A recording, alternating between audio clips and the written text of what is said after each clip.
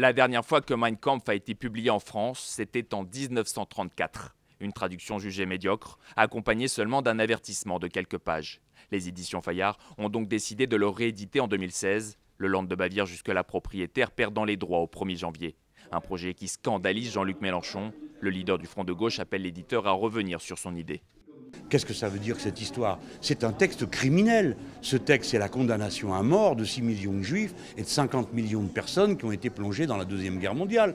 Alors on me dit oui, mais ça sera accompagné de remarques critiques. Mais quelle critique voulez-vous qui soit donnée supérieure aux faits eux-mêmes, ces meurtres de masse? Un jugement excessif selon ce spécialiste. En plus des 800 pages du document historique, la nouvelle édition sera bien accompagnée d'une centaine de pages critiques. Lire Mein Kampf, c'est comprendre et contrer les discours négationnistes. C'est un texte de propagande crucial pour comprendre le Troisième Reich et l'essor d'Adolf Hitler.